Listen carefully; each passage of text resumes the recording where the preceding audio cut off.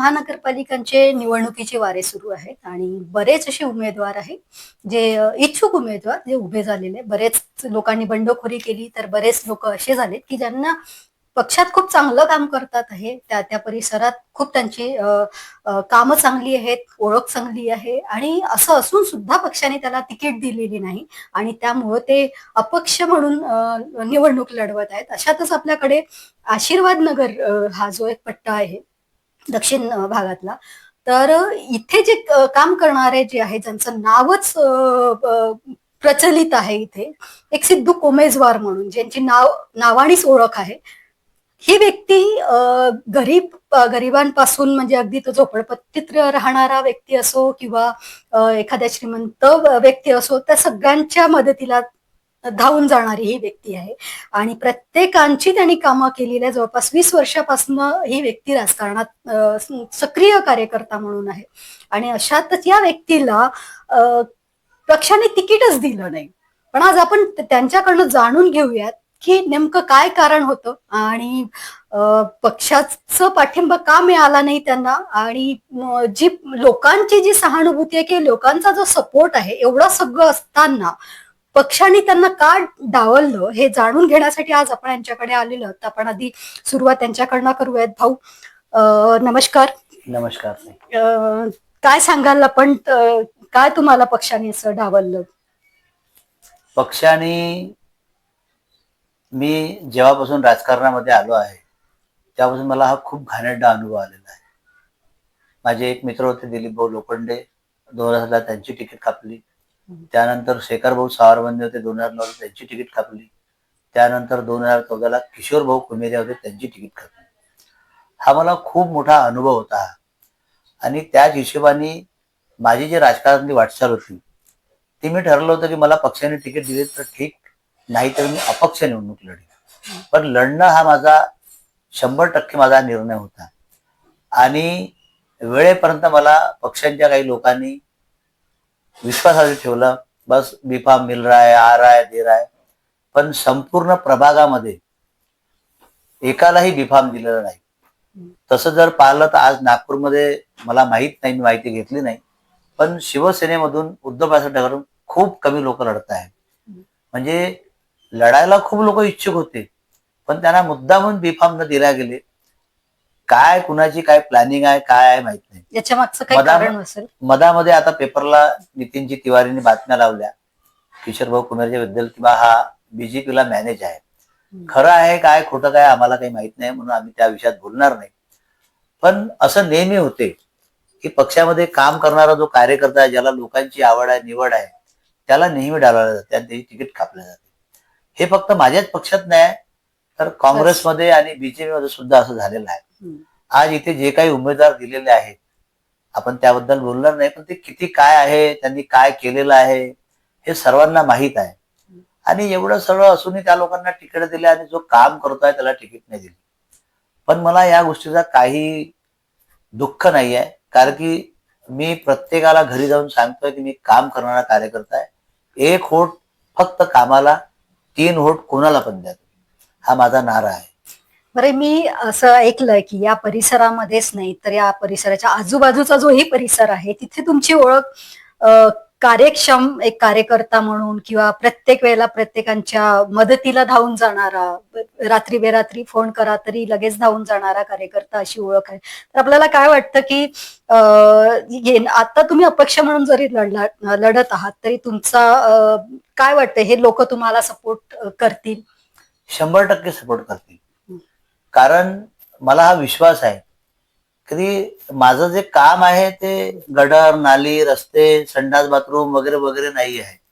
माझं काम त्यांच्या परिवारातल्या ज्या अडचणी असतात, एखादा मुलगा व्यवस्थितपणे वागतोय, सगळं करतोय आणि एखादी छोटीशी चूक झाली तर त्याला पोलीस उचलून नेतात, पोलीस स्टेशनला त्याला टॉर्चर करतात आणि ज्या प्रकारे त्याला ट्रीट नको व्हायला पाहिजे त्या प्रकारे ट्रीट करतात, तर घरचे लोक परेशान होत असतात.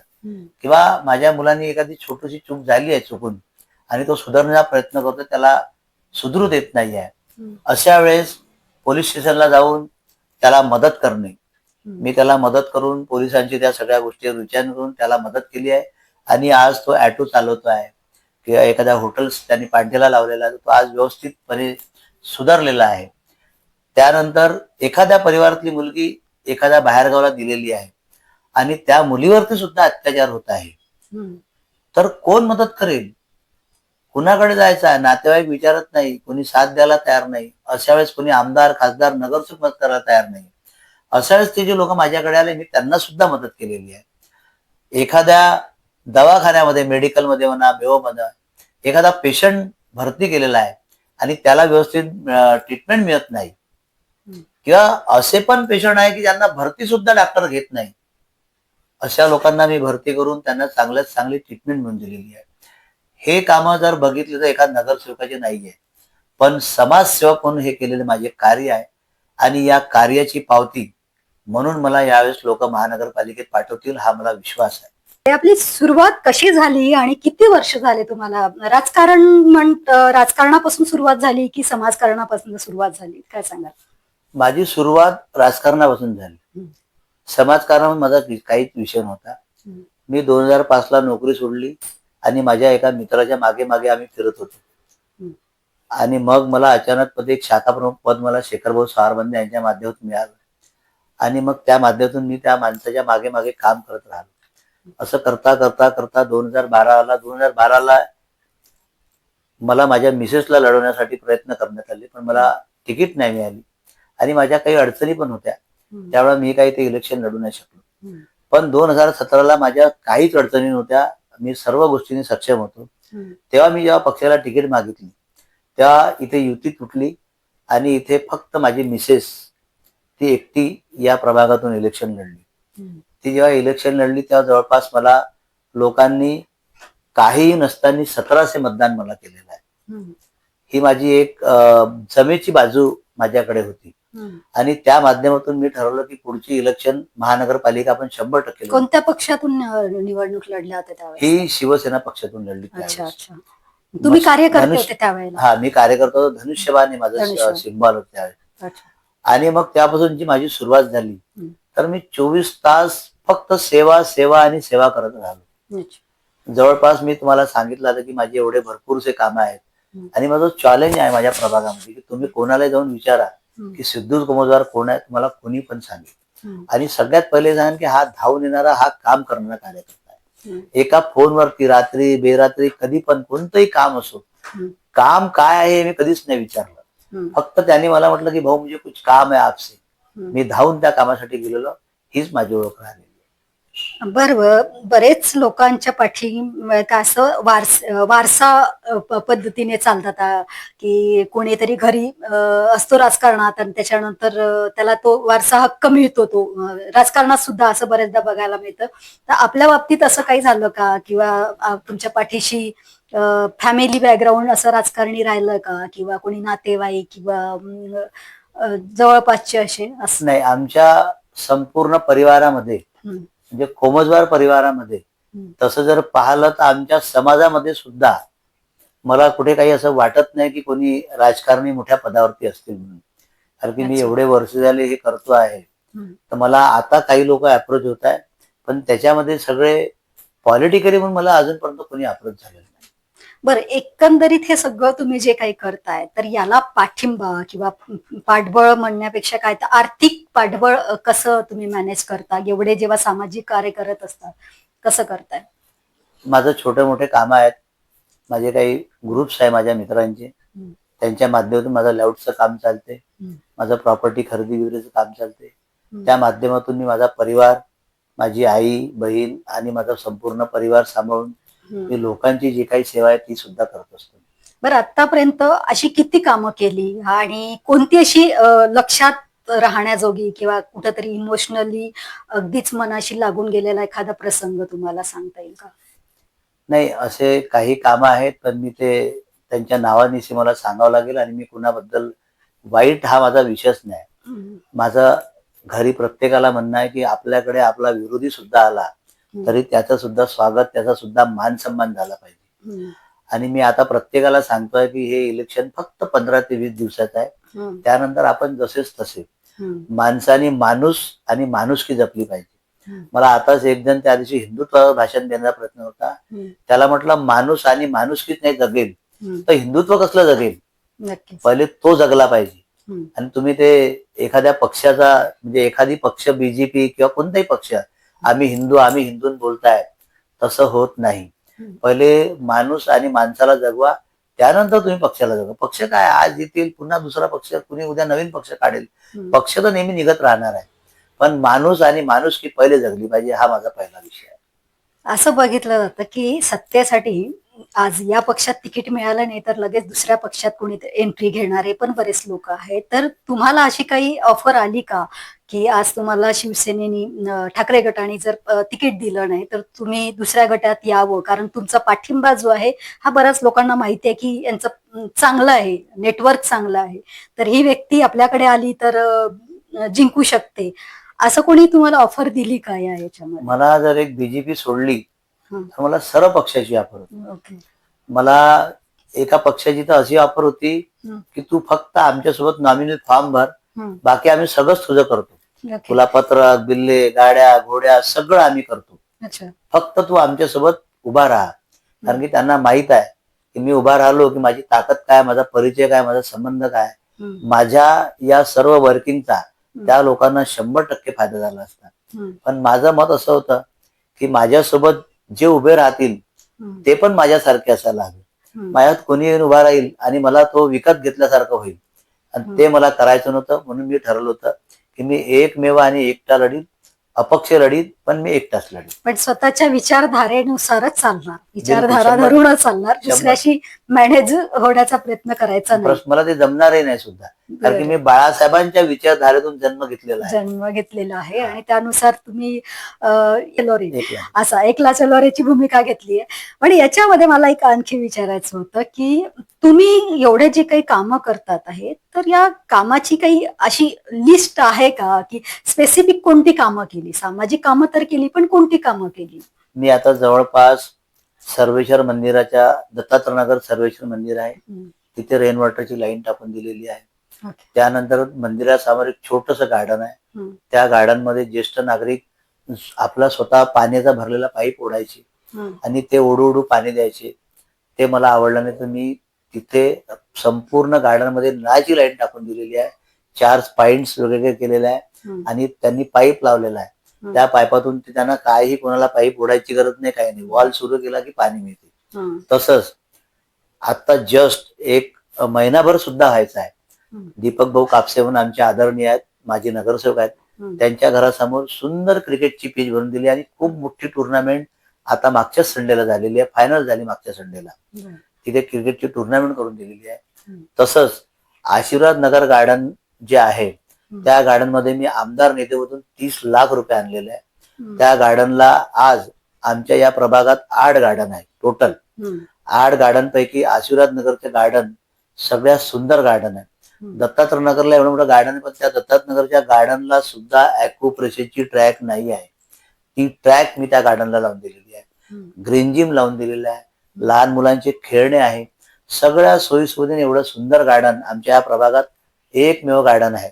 ज्या प्रकारे मोदीजी नारा लावतात कभी तो आओ गुजरात, त्या प्रकारे माझाही नारा आहे कभी तो आओ आशीर्वाद नगर. तुम्ही बघा माझं वर्क काय आहे. तसेच मी हे माझ्या प्रभागातले कामं सांगितले. आता माझ्या प्रभागातले जे कामं आहे तसेच माझ्या बाजूला सुद्धा प्रभाग आहे, प्रभाग क्रमांक 32. त्या 32 प्रभाग क्रमांकामध्ये MSCBचं खूप मोठं ग्राउंड आहे. त्या ग्राउंडला सुद्धा मी कधी कधी पायी फिरायला जायचो.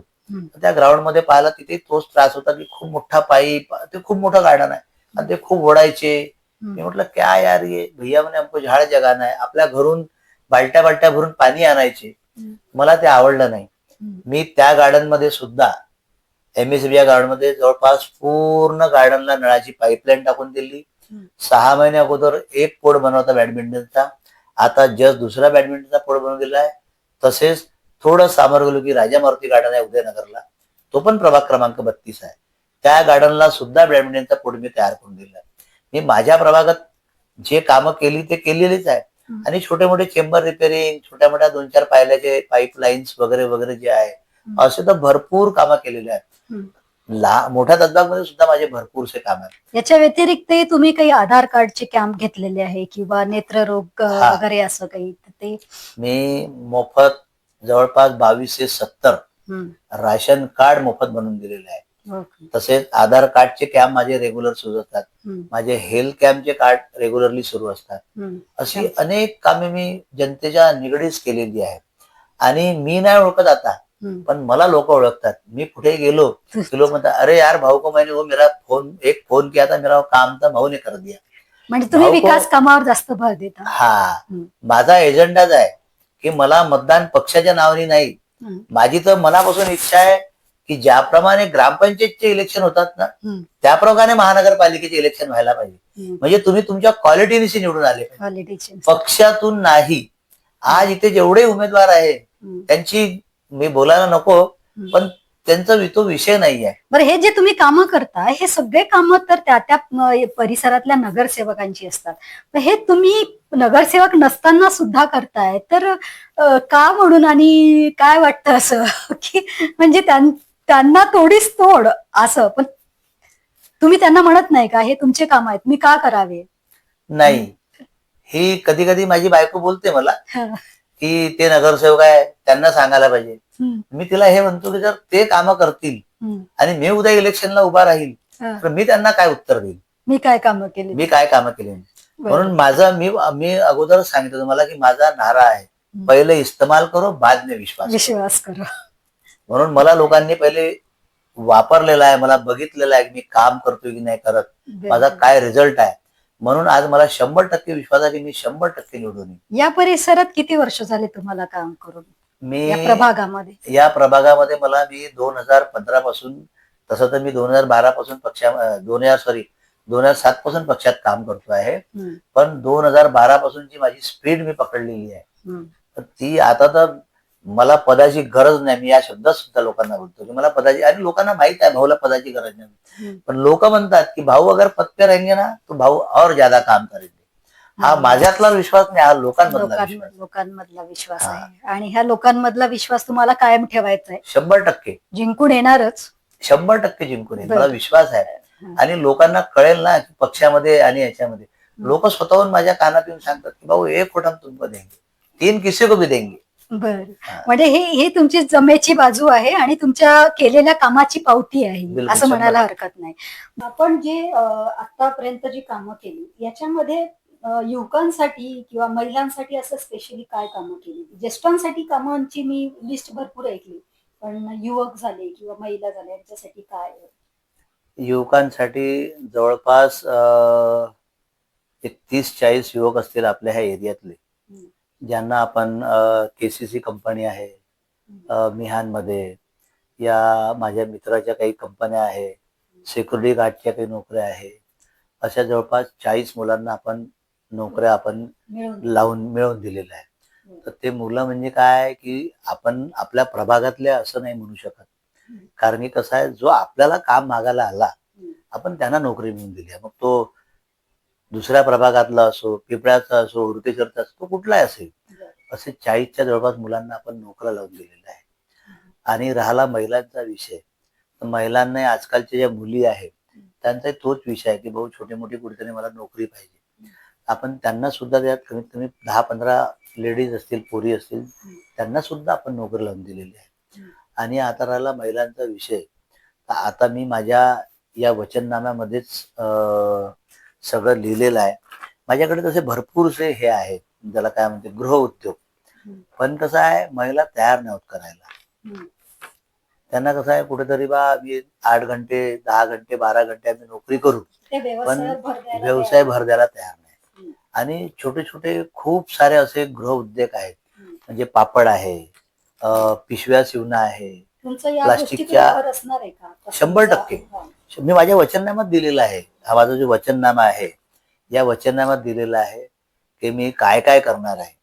महिलांसाठी जर तू प्रश्न केला तर मी महिलांसाठीच अगोदर सांगतो की महिलांना पिशव्याचे जे आहे, प्लास्टिकचे जे पिशव्या असतात आता, कारण की पॉलिथिन वरती बॅन घातलेली आहे सरकारने, प्लास्टिकच्या पिशव्या आहे, पत्राळी आहे, दोणे आहे, असे छोटे छोटे आणि खूप कमी बजेटचे बिझनेस आहेत आणि जागाही कमी लागते. असे खूप सारे बिझनेस आहेत. पॅकिंगचे कामं येत असतात. तर असे खूप सारे कामं आहेत, पण त्यांना जागृतीकरण करणं गरजेचं आहे. आणि नगरसेवक हे काही करत नाही. एकदा निवडून आले की त्यांचा विषय संपला. माझा विषय तसा नाहीये. माझा एजेंडा जो आहे नगरसेवकाचा नाहीये. माझा एजेंडा आहे की समाजामध्ये चांगलं काहीतरी मी करू शकलो पाहिजे. समाजामध्ये समाजातील लोकांना काहीतरी चांगलं देऊ शकलं पाहिजे. हा माझा एजेंडा आहे. मला नगरसेवक पदाची गरज नाही. मी वारंवार सांगतो आहे की मला त्या पदाची गरज नाही. त्या पदापेक्षाही मी भरपूर काम करतो. पण एक पद असलं की एक संविधानिक पद यासाठी गरजेचं असते की त्याच्यातून आपण जास्त काम करू शकतो. आपण फंडिंग आणायला जरा फंडिंग आणायला सोपं असते. आज मुंबईमध्ये मंत्रालयामध्ये मला मंत्रालय असं कोणतं मंत्रालय मला माहित नाही. मी स्वतः doctor Deepak Chavan health minister असताना 5 वर्ष मी त्यांच्या गाडीत फिरलेलो. भंडाऱ्याचे पालकमंत्री होते, साहेब औरंगाबादचे पालकमंत्री होते.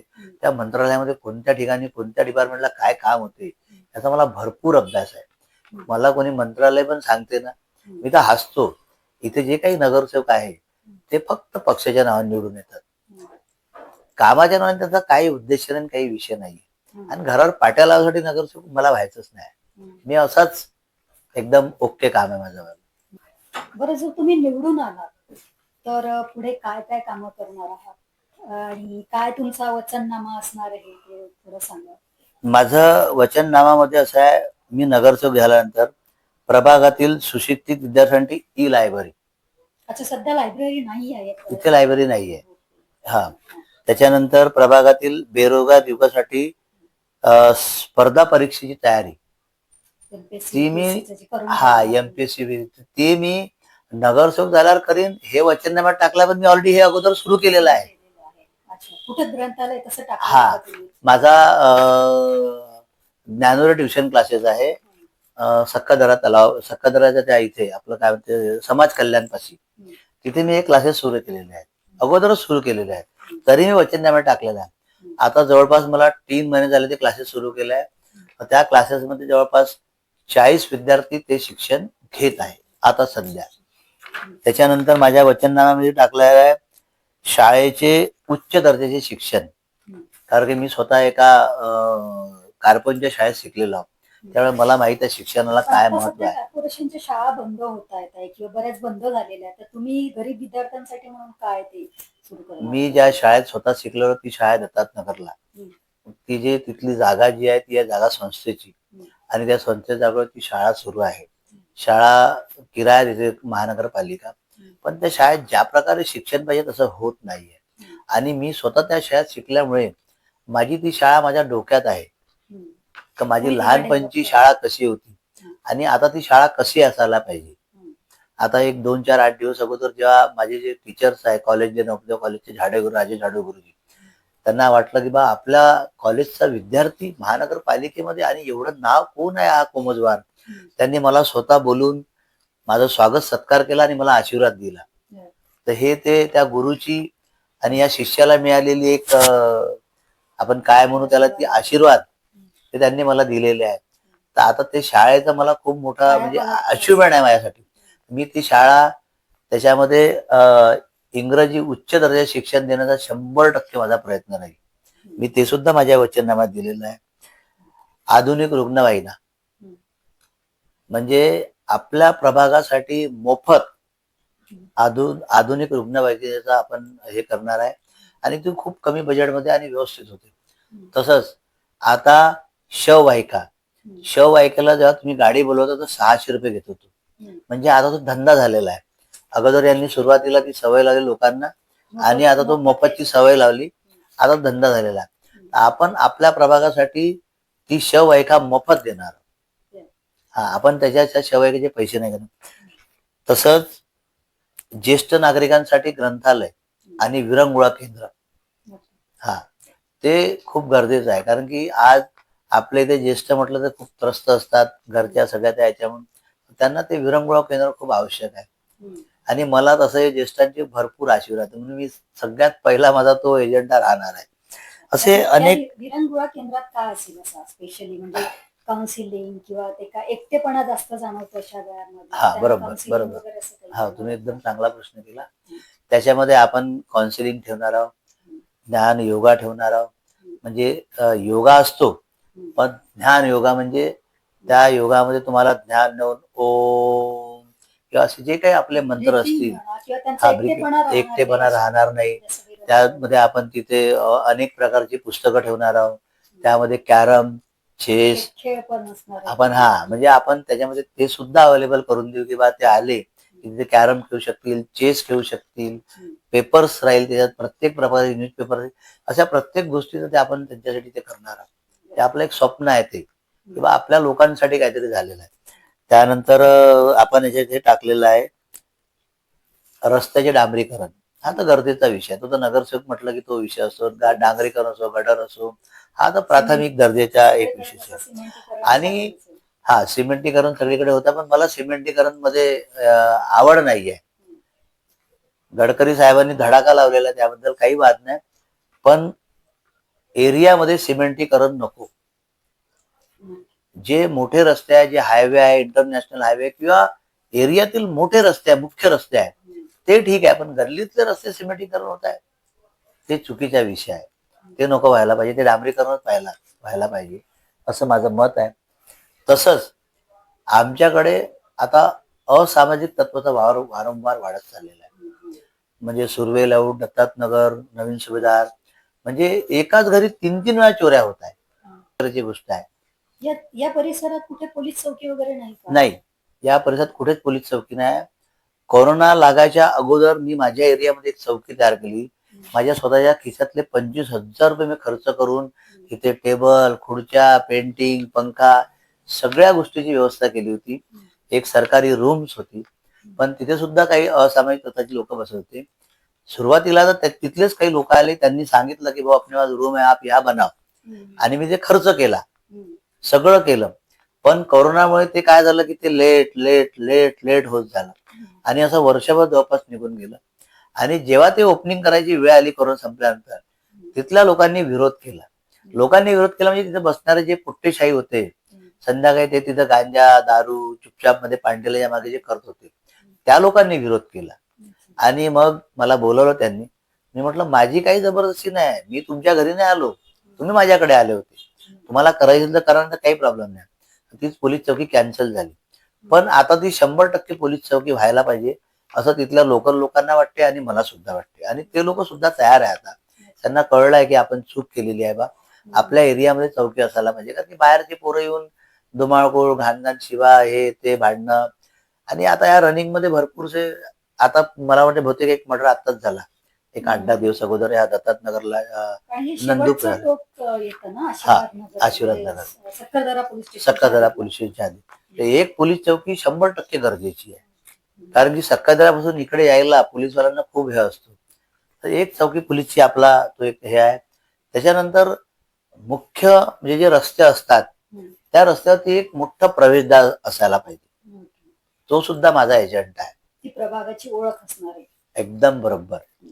आता आमच्याकडे हुसेनबाबा दर्गा आणि शैला हार्डवेअर आहे, तो मुख्य रस्ता आहे. त्या रस्त्यावरून हुडकेश्वर, पिपळा, नरसाळा, स्वागत नगर वगैरे वगैरे खूप मोठा परिसर जातो. पण त्या जागेवरती एक मोठं सुंदरसं जर प्रवेशद्वार झालं तर लोकांना कसं लक्षात राहील. प्रवेशद्वार सुद्धा माझा एजंट आहे की एक सुंदरसं प्रवेशद्वार आपल्या एरियामध्ये असायला पाहिजे. ती एक ओळख पण असते सुद्धा की नाही बा, या एरियामध्ये एकदम सुंदर असा एक प्रवेशद्वार आहे, तो सुद्धा माझा एजंट आहे. असे अनेकसे माझे मी आपल्या वचननाम्यात. सुशोभीकरण झालं किंवा वृक्षारोपणला जास्त भर दिला जातो की हिरवळ जर दिसायला पाहिजे, तर या संदर्भात काय आपलं प्लॅनिंग आहे?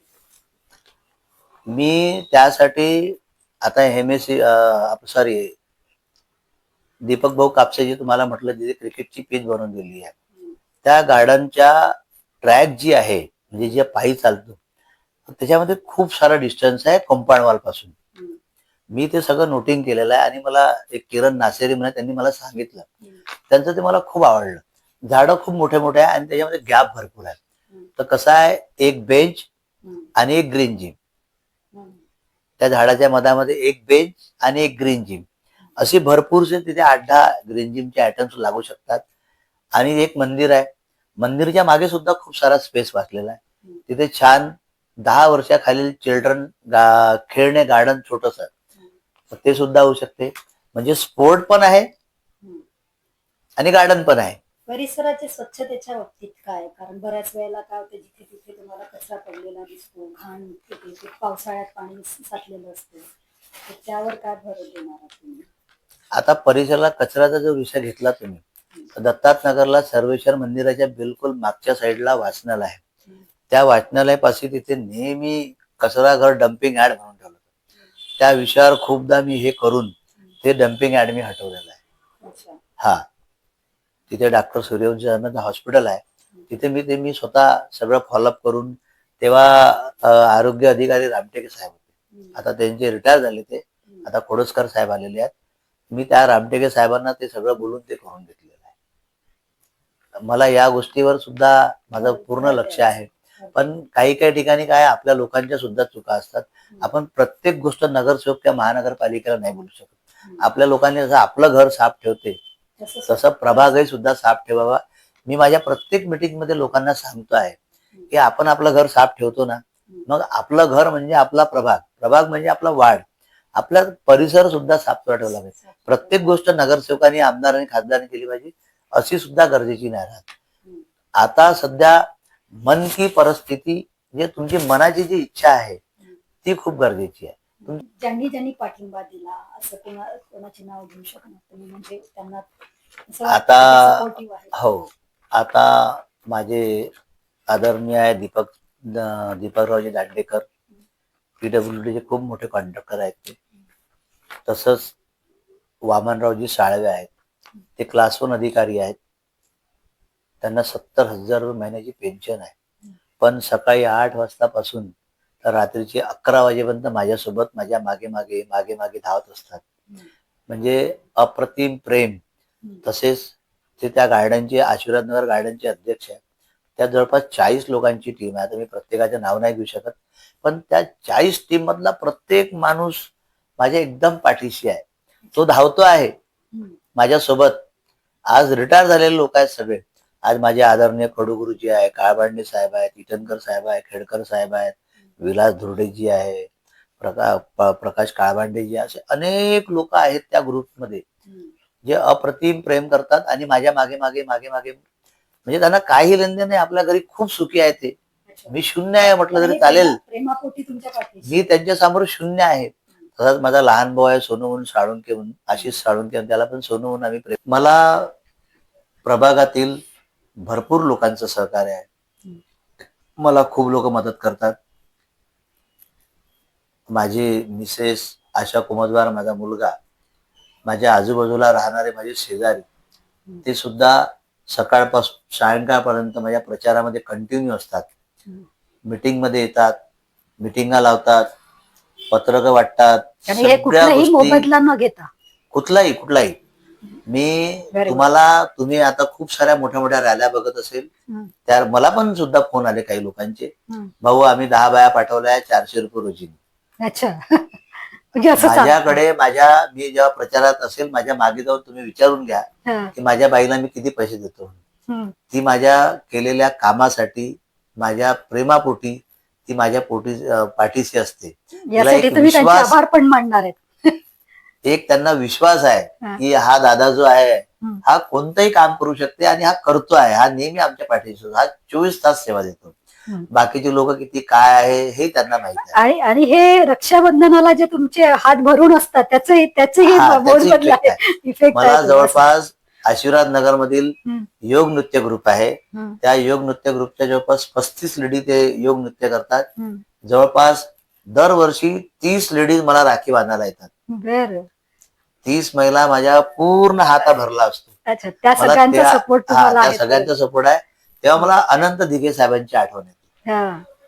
त्यावेळेस मला साहेबांची नक्की आठवण येते की त्यांचा पूर्ण हात तो राख्यांनी भरलेला असतो. मी तेवढा नाही आहे, ते देव होऊन गेले, पण ते प्रेम मला मिळते, त्याचा मला आनंद आहे. माझ्या आजूबाजूला आमच्या त्या मीना वहिनी शेंडे आहेत, इकडे भरपूरसे लोक आहेत, तिच्या मैत्रिणी आहे माझ्या मिसेसच्या, त्या सगळ्या प्रचाराला असतात. बिडीपेठच्या आमच्या यमुताई आहे, त्या मीनाताई आहे, भरपूरसे लोक माझ्या सपोर्टला आहेत. मी माझ्या प्रभागातील जनतेला सुद्धा विनंती करतो की आता जे इलेक्शन आहे ते इलेक्शन अमिषाचं इलेक्शन आहे. त्यांनी कोणताही अमिषाला बळी न जाता त्यांनी चांगला काम करणारा कार्यकर्ता, तुमच्या नेहमी सेवेत राहणारा कार्यकर्ता, तुमच्या नेहमी पाठीशी राहणारा कार्यकर्ता, अशांना मतदान करा. पक्षाला मतदान करणं काही गरजेचं नसते. पक्ष हा विधानसभा आणि लोकसभेमध्ये बघितला जाते. आता पक्षाची काही गरज नाही. आता आपल्याला माणसाची गरज आहे, जो 24 तास तुमच्या पाठीशी राहील, जो 24 तास तुमच्या सेवेत राहू शकते. तुम्ही एक हाक मारली की धावत तुमच्याकडे येईल. आणि असं घर पाहिजे त्याचं आलं की या घरी किचन पर्यंत जाऊ शकले पाहिजे. म्हणजे ही तुमची अपील असणार आहे हे तुमच्या मी जनतेला मतदारांना. अपील करतो आहे जनतेला की अपील. नगरसेवक असा असायला पाहिजे की तुम्ही त्या किचन पर्यंत जायला पाहिजे, हम्म. हक्काने त्याला बोलायला पाहिजे. नाहीतर काय, तुम्ही ज्या नगरसेवकाला नंतर निवडून द्याल त्याच्या घरी अगोदर मोठे मोठे कुत्रे भुकतात, मग सिक्युरिटी गार्ड भुकतो, आणि मग त्यानंतर तो साहेब म्हणतो की साहेब आईस साहेब घरीच नाहीये. म्हणजे अर्धा घंट्यानंतर तुम्हाला कळते की साहेब घरी नाहीये. तसा नगरसेवक नको, तसा नगरसेवक नकोच. या प्रभागाला ज्याच्या घराची दरवाजे सर्व 24 तास उघडे असतील असा नगरसेवक आहे. चाहे तो मी असो या माझ्या जागी दुसरा कोणी असो, मला मतदान करा मी हे म्हणतच नाही आहे. मला मी प्रत्येकाला सांगतोय की माझ्या कामाला मतदान करा. सिद्धू कुमारचा व्होट मागतच नाहीये, सिद्धू कुमारचं काम व्होट मागते आहे आणि मी माझ्या कामासाठी व्होट मागतोय. मी प्रत्येकाला म्हणतोय एक व्होट काम केला, 3 व्होट किसी को भी दो. म्हणजे हे तुमचा नारा काय बरं, आता तुमच्या याचा ब्रीद वाक्य काय आहे? एक कॉल प्रॉब्लेम सॉल्व, हा सगळ्यात पहिला माझा नारा आहे. सगळ्यात पहिला नारा तर माझा पहिले इस्तेमाल करो बाद में विश्वास करो. अच्छा. दुसरा नारा आहे एक कॉल प्रॉब्लेम सॉल्व. तुमचं कोणतंही काम असो एका फोनवरती माझी करण्याची ताकद आहे, तो माझा नारा आहे. आणि स्पीकर मध्ये माझा नारा कंटिन्यू म्हणजे एक कॉल प्रॉब्लेम सॉल्व, आणि ती माझी ताकद आहे. तुमचा आता वचननामा जरा आमच्या जनतेला दाखवा, किंवा जे प्रेक्षक वर्ग आहे. हा माझा वचननामा आहे. मी याच्यामध्ये नगरसेवक झाल्यानंतर काय काय करणार आहे हे मी सगळ्या गोष्टी याच्यात नमूद केलेल्या आहे. याच्यामध्ये मी एक मगाशी बोलताना विसरून गेलो, चोऱ्यांचं जे प्रमाण मी ताईला सांगितलं, म्हणजे आपण मुख्य रस्ते जे आहे त्या मुख्य रस्त्याला आपण सीसीटीव्ही फुटेज, सीसीटीव्ही कॅमेरे आपण लावणार आहोत, 100% कॅमेरे लावणार आहोत. हा माझा उद्देश राहणार आहे. आणि मी माझ्या वचननाम्याच्या माध्यमातून सुद्धा तुम्हाला हे करतो, विनंती करतो की आपण मला फक्त एक मत द्या. एक मत मला नको, कोमेजवारला नको, एक मत कामाला. जय हिंद, जय महाराष्ट्र. सिद्धू भाऊ कोमेजवार यांचं पक्षचिन्ह आहे फुटबॉल. आणि मला असं वाटतं आमचे जेवढे प्रेक्षक आहे किंवा जे या प्रभागातील जे मतदार आहेत त्यांनी आवर्जून यांच्या कामाचं जे काही आता आम्ही बोललोय कामाविषयी, तर कामाविषयी एक नगरसेवक नसताना सुद्धा ज्या पद्धतीने यांनी काम केले आहे किंवा प्रभागासाठी जे तळमळीने कामं करतात, लोकांच्या मदतीला धावून जातात, तर एक कार्यक्षम जो कार्यकर्ता असतो ना, तोच एक चांगला नगरसेवक बनू शकतो. आणि लोकांना सुद्धा हेच अपेक्षित असते की ज्याची घराची दरवाजे जे आहे सताळ उघडे असायला पाहिजे. आम्ही जेव्हाही जाऊ, मग तो गरीब असो श्रीमंत असो कोणी असो, आमच्या मदतीला धावून जायला पाहिजे. आणि आता बोलण्यातूनच नाही तर या प्रभागात बऱ्याच लोकांचं असं मत आहे की सिद्धू भाऊ एका फोनवर कॉल म्हणजे आमची कामं करतात किंवा धावून जातात. तर मला असं वाटतं माझ्याकडनं एक मलाही असं सुचवावं असं वाटतं की अशा व्यक्तीला तुम्ही निवडून आणा, जे तुमच्या एका कॉलवर तुमची कामं करत असेल. तो जातीभेद किंवा धर्मभेद किंवा उच्च नीच किंवा श्रीमंत गरीब असा कुठलाही भेद ठेवत नाही. तर मतदान करताना या गोष्टीची काळजी घ्या. आणि सिद्धू भाऊ सारखे, किंवा मी म्हणेल की सिद्धू भाऊ किंवा आणखीही इतर कोणी अशा पद्धतीचं काम करणार असेल तर त्यांना निवडून द्या. आणि जागरूक व्हा. मेन म्हणजे जागरूक होऊन कामं जर तुम्ही जर मतदान केलं तर ते तुमचं मत वाया जाणार नाही. भाऊ धन्यवाद.